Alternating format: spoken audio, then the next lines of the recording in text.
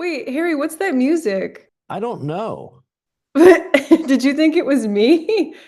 What is that? What? Is that This is why it uses my computer. I have no idea what that is. scored by Julio Iglesias' grandson? And I don't know how to make it stop. There it goes. It was Apple Music. Uh, he's going to Japan, I saw in Yeah, the calendar. What's he gonna do over there? who knows? Oh, he's climbing Mount Fuji and Seriously? yeah. Wow. Are you nervous for him? No. No? He's 6'4" and jacked. Like I don't and he knows how to use a firearm. Like I have very little worry about him.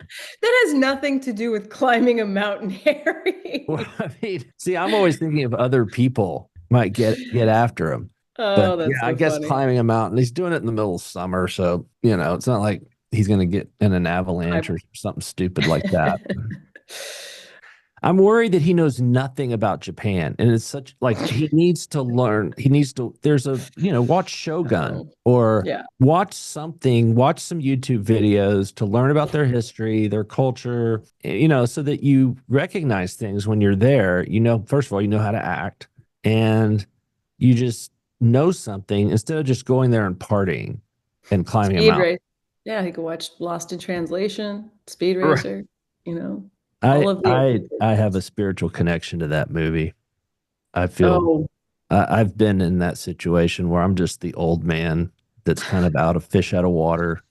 In Des Moines, there you go, right there. And in Des Moines. and yeah, I used to go to Des Moines every January, but a Texan in Des Moines in January is just like, you don't need cabs or an Uber because you can just walk out and just wave anybody down and they'll come pick you up. It's amazing. That happened to me like 4 or 5 times. How I'd be long ago was and they'd be this? like, just we can just wave somebody down. And When did you wave somebody down in Des Moines, we Harry? did it. We did it at least like a half a dozen times. Every time we went out, there was a bar like 2 blocks away. But I mean, there was like a mountain of snow. You had a bank. You had to Yeah. climb over just to get to the street, and it'd be so cold. And Judy Lampy or whoever I was with, Oh, right. she just waved down a car. Hey, oh gosh, can you just give us a ride 2 blocks? I'm acting like they talk like they're Northern Canadians, but Oof, they oofta. practically are, They practically are. or from Well, Minnesota or something. let's see. Did I let Kim in? Yes, I did. Did I let Craig in? Oh, wait a minute. I have a special Oh. guest.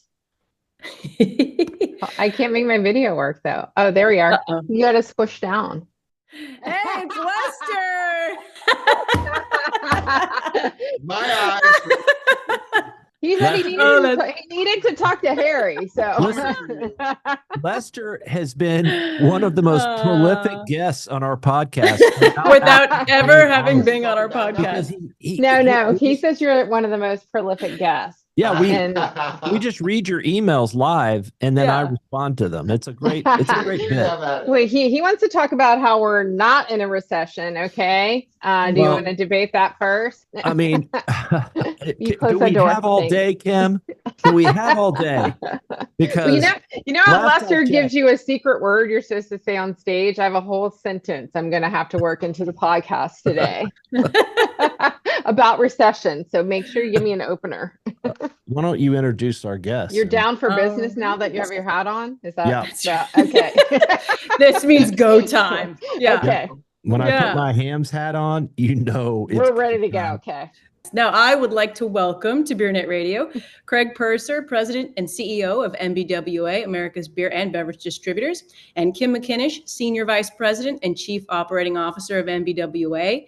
And of course, we're here today to talk about convention, which I can't believe is coming up like about a month away in San Diego. We'll all be together again. So we're just going to interrogate you guys about the show this year. But first, convention is a special time of year, right? It's one of those times we all come together. It's a lot of fun. We all make memories. Harry, what's your favorite NBWA convention memory? I actually talked about it last week with Bill Hackett on last week's podcast. And in fact, if you haven't listened to it, it's a gem. But my favorite and probably Craig's least favorite time was when I was on stage. I think I was still pretty half drunk from the night before, but I kept hammering Bill Hackett on a panel about why, when's he going to buy out, the Yeah. rest of half of the country from Gambrinus. And he wasn't ready to talk about it, but that didn't stop me from continuing to ask him like an asshole. Was that when he said that the competition was the New York Times and you were the National Enquirer? Yeah, yes. But I took it to be accurate.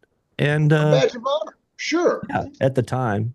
Come on. Real quickly, Jen, I got to tell you, I talked to Cesar at AB yesterday, and he goes, in the last year or so, I've just noticed that your coverage is more fair and balanced, and it's more accurate.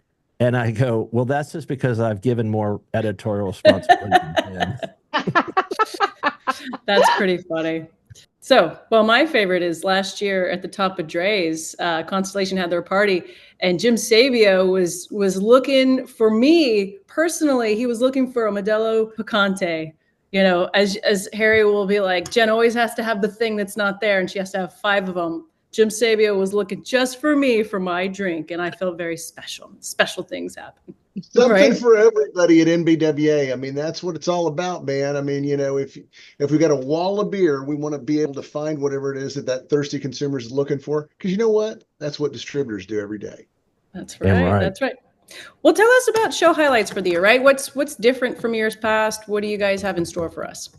Well, it's awesome because when we think about this industry and we look at all the different changes that are going on and all the things that everybody's talking about, the whole idea of growing the beer and beverage category, I think, is on everybody's mind. And I think what we've got from a lineup this year is a collection of folks that are familiar and that are maybe new to the industry, but a bunch of great marketers that are going to come together and I think kind of help us put together a symphony of voices about how we may be able to return this industry to growth. I mean, when you look at some of the challenges that beer has experienced over the last, well, it's a generation. I mean, we've been talking about it maybe with a little bit more focus for the last 4 or 5 years. We're not in the problems business as an advocacy association. We're in the solutions business. So with that kind of as the unofficial theme, that's what we're trying to put together. We're real excited to have Erica Ayers Badan. I can never say her name. Badan. Yes. It's a tough nut to crack, Craig. Okay, between the 3 of us, we're going to figure it out. Barstool Sports. Erica's going to be there. there. Made sense the gal that made sense of Dave Portnoy for 7 years is his CEO. And she's really a marketing genius. She's got a tech background first and foremost. But, some of the things that Barstool was able to do over that period of time was really work with a bunch of different brands and build loyalty. But in addition to that, they built loyalty to their channel, which, has really, it's kind of a clutter buster. So we're really excited about Erica. She, I think, is going to be able to speak to a lot of these things. I've always been an admirer of her. To be the head of that such a dude organization, and she navigates it well. And Portnoy openly says that she's a major reason for their success. He says it all the time. If you're an Instagram fan of Miss Peaches, Dave's dog, that's kind of the best part of Dave, as far as I'm concerned. But I mean, the best part of anybody is their dog, right? That's Biscuit? right. Yeah. Well, you said it, Harry, not me, but that's good. That's exactly right. But, and there is just a little bit of politics that are going on. So there's a lot of that's happening right now. The Democrats have just finished an incredible convention that I think defied logic, defied gravity. What a reversal or at least a change in fortunes over the last 30 days. I think we can expect that for the next 60 days of a lot of back and forth to help us kind of understand that. Is one of the best print news reporters that is out there, a guy by the name of Jonathan Martin. He was one of the original guys at Politico when that was born. Hard to believe, over 15 years ago. He is the political bureau chief for Politico. He does a lot of writing for Politico magazine.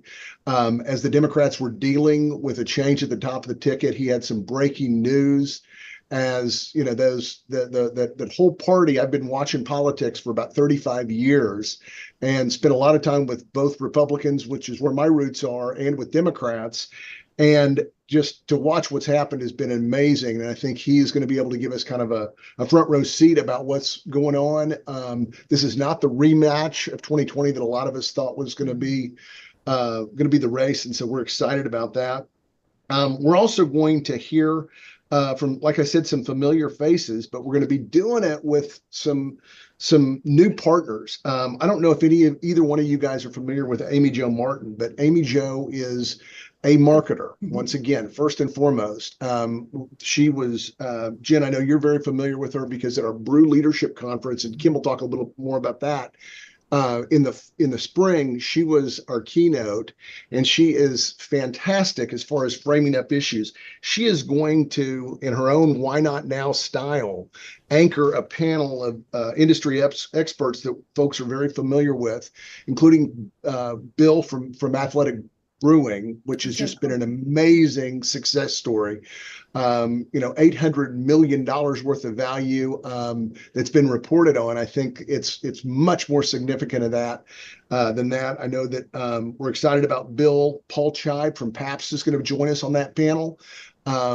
And I think he's going to have an awful lot to offer. And then Sean from New Belgium, who is new as a CEO, not new to the beer industry or new to New Belgium, will kind of round out that panel. But we're really excited about those three brewery leaders. Maggie Timony is going to do a fireside chat, which we're very excited about.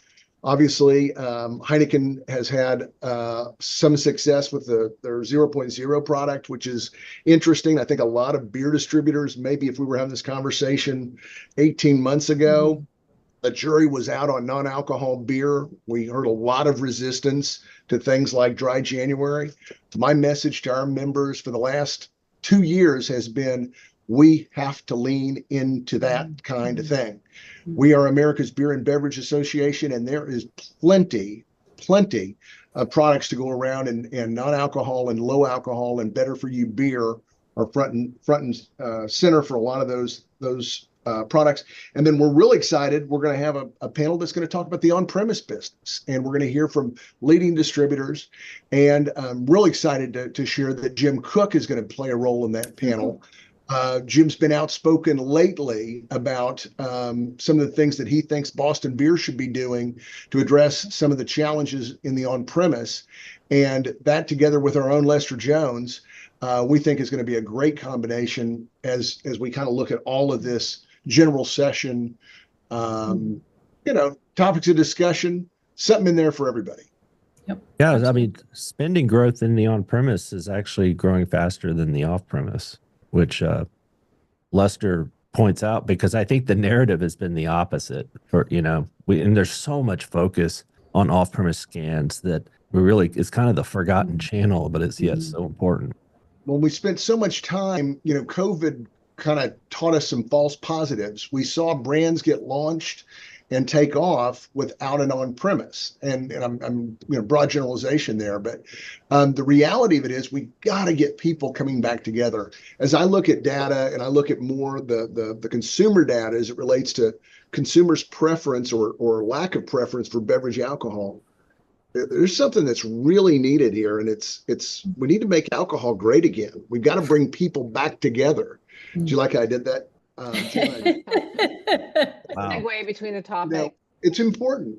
Another topic that's certainly out there is an uptick in the media coverage and in some of the criticism of alcohol as a beverage and of the alcohol industry. And things like dietary guidelines are front and center.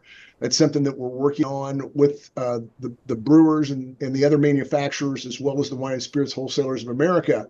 And we've made some progress, but none of these issues are going away, and that's why we call them work. Yeah, absolutely. Interesting there. I was talking with the new CEO of Deschutes, Peter, who I'm sure you guys know, and we were kind of talking about some of the issues with, alcohol being such a headline lately and not in a good way, right? And he noted the fact that, especially in this political time, right, it's an election year, all of our forefathers did all of their business at the pub, right? Every founding document was signed or celebrated at the ordinary at the pub, right? How do we channel that? I don't know. It's just something. And they were all brewers. Yeah, right. They were all brewers, but just it was a meeting house. It was a place for Americans to come together and get stuff done and be American. And how are we losing that special place? I mean, that we have to somehow latch on to that, right? Because we need to just take it back from Starbucks. They're hurting anyway. They're weak. It's time to They're weak right now. We can take them. Yeah. We've got to get that third place. That's what Jim always has called it, the third place. Yeah.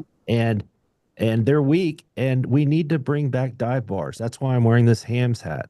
Dive bars are the future.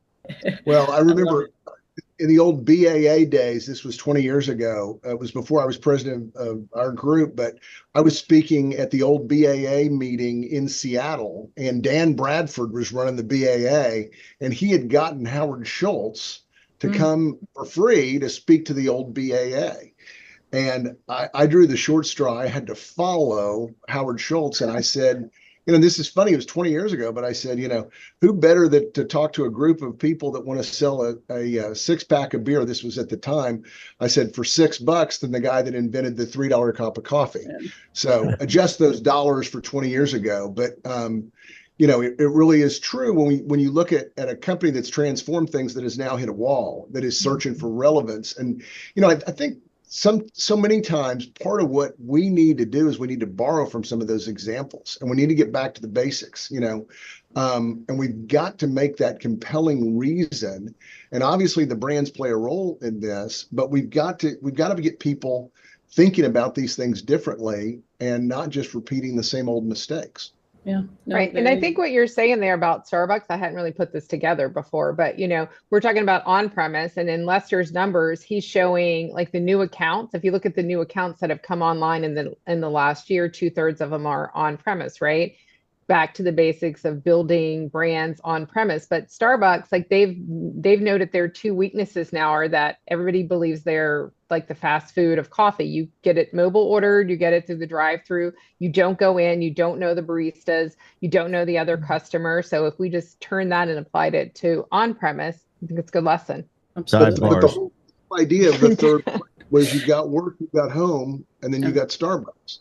And, I don't think we think about the on-premise community that way. We need to. Got to get these people together. Yeah, absolutely. Well, what else? Let's see. Vegas is the year where you guys usually have the highest turnout, right? How does that compare, a Vegas versus a non-Vegas year? I'm curious. It's not quite half. I mean, it's a little bit more than half. I'm sorry. Okay. So we'll have 1,800 to 2,000 folks, which is a great show. We do have a product demonstration showcase that's sold out this year. We're going to be in San Diego at the Manchester Lakes, Manchester Hyatt, where we've been before. We've got 150 total exhibitors and 35,000 square feet of space.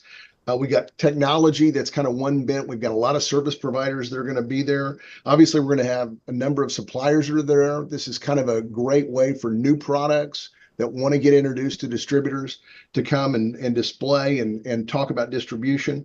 We'll also have a special exhibit from the National Black Brewers Association. You guys remember Kevin Johnson was with us last year and did a great job of talking about some of the things that those folks are doing, which is providing a lot of excitement for the industry. That's part and parcel of what we're looking at kind of as a culture, and that this is a big moment, I think, for all kinds of different consumers. And we, the industry, need to be thinking about how do we meet their needs. Absolutely. What else, H? Because we're about to dive into making moves on that note, I think. Yeah. The reason that I'm a little bit silent is because I pulled up the notes for this, and it appears to be the Jordan Bass notes from I'm going on the fly here. But I'm curious about the product showcase. And for the past few years, there were just a lot of RTDs and seltzers trying to get into the beer network. Is that still the same mix, or are there new entrants? Well, it's interesting because, we've watched the seltzers, kind of, some would say hit a wall and correct. RTDs, strangely, are following some of that. It's going to be interesting. The Hemp Beverage Alliance will be there. We are not going to have hemp beverage products on the floor. I think, like a lot of folks, including some in that industry, the insurance issue is a little bit unsettled, and we don't want to put the association at risk. But, that's a great example of what's going on in the industry and in many, many marketplaces. That's something that distributors are going to need to be looking at and making decisions that are right for their businesses. And it's certainly something that we're going to be working with them and with state associations to help them navigate.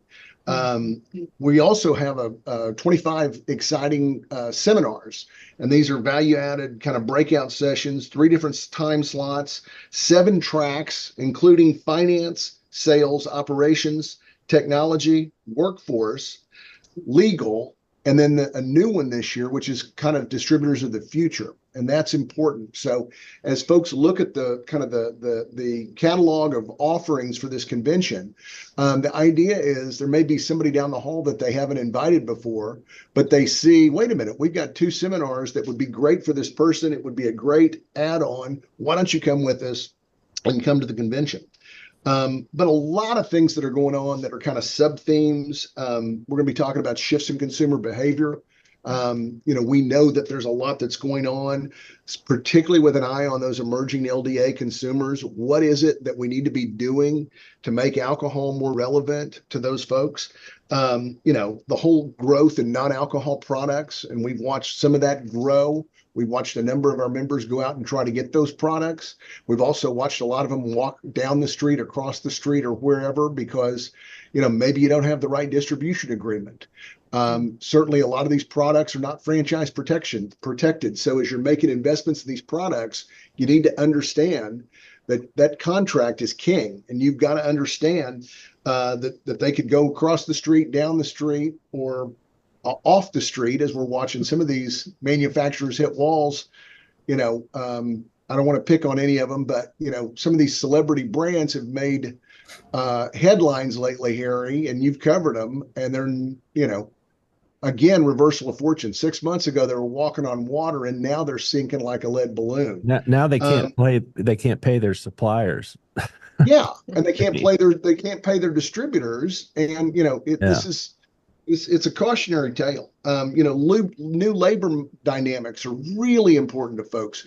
Being able to retain and recruit workforce has never been more difficult. A whole bunch of issues that are out there, a lot of them political, that folks need to think about.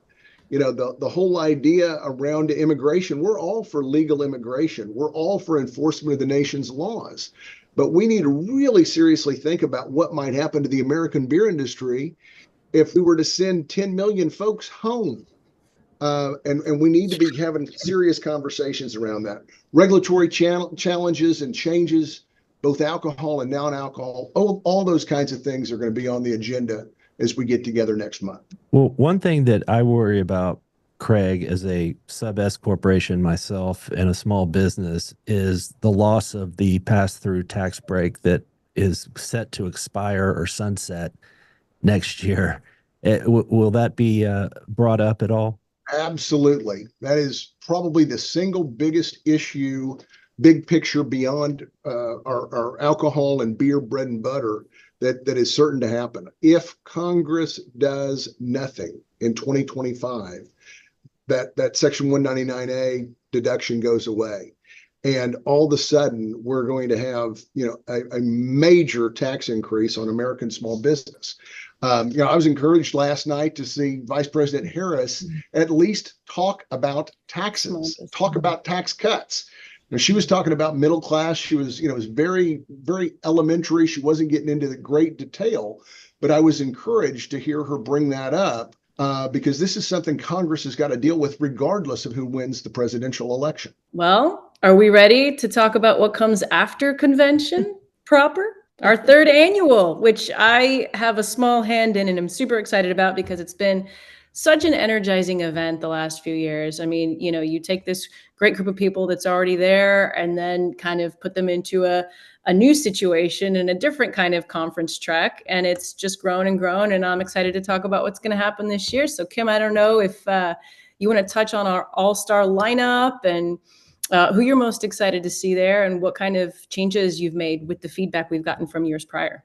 Yeah, I think, well, I'm happy if we have enough time to walk through the entire lineup. We have so many great speakers.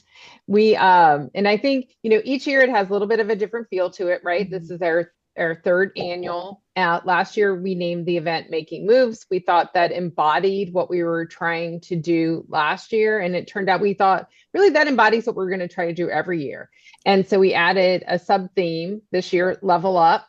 So it can be level up in your job, your professional skills, your personal life, your community, the industry. And so we have speakers that are addressing each part of those components for Level Up. And as Jen said, we get a ton of feedback each year, right? So we changed a few things related to the feedback. Last year it was very easy because the surveys had like 3 direct things that people were looking for. 1, more networking. So we've added intentionally more time in the schedule. And this year's schedule allows for that, really. Because it's not Vegas and we only have a 1-day trade show, we are going to kick Making Moves off on Tuesday afternoon. So we have content starting at 2. And then the welcome reception at 5:30, and then content the next day from 8 to 12. So it really allows people to fly into the West Coast on Tuesday, fly out on Wednesday, and gives us a little more flexibility to add networking in. So we've been intentional for that. There were some asks for people who were mid-career for advice on how to decide what's next, how to get there, of some folks that look like them on stage. So we've been intentional about that.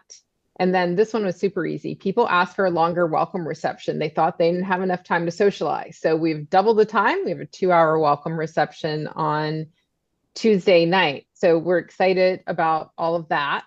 Then I would say in terms of, and Jen, like Jen said, we're partners in crime and putting all of this together. So hop in when you want. But we have a great lineup of speakers, and I often say, like, everyone is of keynote quality, whether they're a speaker or a panel. And so we're super blessed with a wealth of great speakers for this event. We have 2 paid speakers, so I'll talk about them first. We were again intentional in adding them in. One of them is, I'm gonna say her name again, Erica Ayers Badan. So Erica, we have a twofer for her day. She's going to speak in general session, then she's going to speak to our group, Making Moves, about, really in terms of male-dominated industry, I think maybe Barstool Sports may be the only more male-dominated industry than the beer. So For sure. She should be well-versed, right? And be able to speak to a lot of things that folks in that room are familiar with. And so she also, in addition to her other work, has written a book and had that published this year about careers and, making good choices, like setting out a playbook really for how to, make sure you're in charge of your career. And so she's going to speak about women leadership, male-dominated industry, and sort of putting together a playbook for your career. Yeah. And then our other paid speakers are a team. They go by the Zeal of the Heel. And Jen, you can appreciate that. I love my shoes. And your heels. Yes, but so it's Dr. Cynthia Benson Mercer, whose aunt actually was a state exec, who was well respected in the industry and sort of brought Cynthia along when she was young to beer events. So she's super familiar with the 3-tier system, and her partner, Kimberly Rath. And so they have a book out now, Near Next. So they, again, will talk about sort of identifying your strengths and figuring out what's, near in your career, what's next. And in conjunction with that, we're going to have an industry panel. So she's going to walk through these topics with people in the industry so that everyone in the audience could maybe recognize at least part of what's going on in their career with the folks on stage. They also have this intentional, philosophy to use towards networking. So it's called Focus on You. I'm excited to see it. They said people were so excited they stood up and clapped at the end. So I'm gonna be super disappointed if everybody doesn't stand up and clap at the I end like of this. that. Focus on me. Yeah. You know, I love Yeah, that. Harry, you better get on in there and you can No, do it, Yeah. okay? trust me, I'm staying. Yeah, he was there last year. I was kind of surprised. I thought you were No. going home, Harry, but you were there. Hey, No, I'll go for sure, because one thing I'd like to observe is that that this is not meant for older men, but I got a lot out of it. I mean, there's just great. It doesn't matter who you are. Yeah. It's very motivational, and it gives just a lot of practical advice on managing your career, no matter who you are. So I enjoyed it. So I'll be there.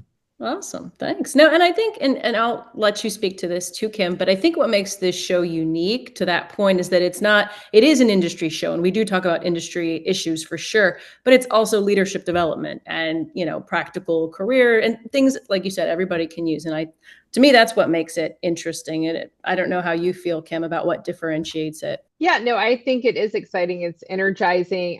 I think we come at it from a different angle, right, than our other conferences.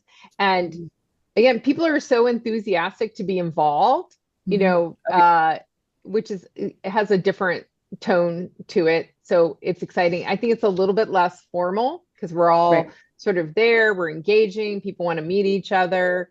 And Well, that's good, because I'm going through my Guayabera stage right now.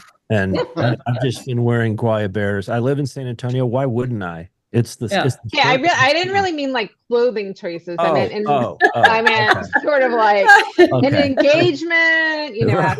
it's like, are you going to a Mexican wedding or are you a barber? I mean, Or are you Hemingway, which, pick one.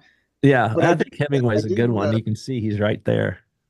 There he is. There's Papa right there. Papa. Yeah, I'm going to echo what Harry said real quick, because I think that it's important when we're looking at, we read evaluations, we look at what folks say about our meetings. We're constantly trying to give the people what they want. I mean, as it relates to content, and the reality of it is as it relates to the brew and the Alliance for Women in Beer. To Harry's point, it's not just for women. I mean, we're all trying to make this industry better, more successful. We're all trying to get the industry back to growth. We're all trying to be more responsive to the marketplace. And I think we all want to see the industry look more like, the customers that we call on in the communities where we sell beer. So all of this is, it's a force multiplier where sometimes 1 + 1 = 3. I was going to say, Kim. I do think that energy is contagious. So when you come in the room, I mean, Craig and I have talked about this before, but when we had our brew leadership forum and Craig came in, it was at the end of our legislative conference last year, and he was exhausted, and I think was coming in just to kick it off for us, and then got so engaged a lot. And next thing I know, it's like the end of the day, and Craig is still there in the middle of a conversation at a table. So I think for men and women, I think if you come, you get a lot more out of it than you think you are. And then from industry speakers, I want to make sure I'm going to look at my list here because I don't want to leave anybody off. But Marilee Kick, the CEO founder of BuzzBalls, will be with us. Laura Merritt, who's the new president of Diageo Beer. Sophia Colucci, the CMO at Molson Coors. Whitney Stevenson, who's the new president at June Shine. We have Erica Taylor from Boston Beer, Rosalie Kennedy from Athletic Brewing, Colleen Lucas from Anheuser-Busch. And then in addition to that, we're super excited to say we have a lot of distributor leaders. So we have some really strong distributor leaders represented. We have folks from Breakthrough, from Reyes, from Glazers, from Origlio. And so, and in addition to that, JB Ryan from Molson Coors is going to be hosting a retailer panel. So 3 retailers will be represented there. So I think in terms of inclusivity of all 3 tiers, this is the best year of representation that we've had to date. Yeah. That'll be interesting. I've wanted to meet the BuzzBalls woman. I've heard she's incredible. She's very blunt, which is great. She's very honest. That's what I mean. Like, I like blunt people that just like it is. No sugarcoating. Comes by your hosted events, you can pay for her own drink. She's got a little jingle lately. Yeah. Right, thanks to Bill Golden. And we're also doing a panel on operations. That's something new and different in terms of women in operations, career paths, and skill sets that make them succeed. We have someone, Natalie Burbage from Constellation, Stacy, I don't know how to say her last name. It's Cars. I don't. Kay Stacey from Mark Anthony Brands. Yeah, that's right. And Bridget Smith from Origlio. So we are, I think we have a lot of different angles. So if people have been to the other two, there is still a lot to be uncovered this year. Absolutely. Yep. Well said. I think that about does it for me. And you can just sign up at the NBWA page, right? At Making Moves sign up is where you can sign up for convention, right? You got it. NBWA.org. And I'd like to just say that I like to brag on Jen a little bit because I know how much work you've put into this, and I appreciate Jen representing us, and I appreciate you, Kim, for allowing us as a company to participate. So it's a great thing. Thank you. Nobody works harder than Kim. I can say that, as Craig well knows. I don't know about that, Jen. Jordan and I were talking the other day. Nobody works harder than Jen because she's always working. Even maybe that's why we're so connected. See, I know that's why we get along. We're like, Kim will send me a text. And she's like, she's not going to answer right now, and Kim's not going to answer right now. We're always working, always working. Well, just to represent men at the table. I can text Craig at midnight on a Sunday and he will get back to me. So yeah. Okay. Touche. Usually it's just to prevent errors in my reporting. Right. It may or may not include an expletive, but yeah. Look, I mean, that's part of why we love these conventions, because we do get to see the folks that, maybe we talk from time to time, but it's a coming together. It's a celebration.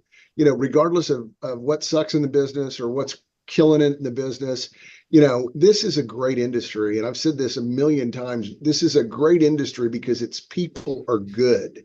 And, it's a group of folks that like to get together. And, we got something pretty special. And, I think when we look at things like the Alliance and Brew that have, that are relatively new, when you think about it, just a 3-year roll as far as, this conference, it's amazing. And it's amazing because it's providing so much energy.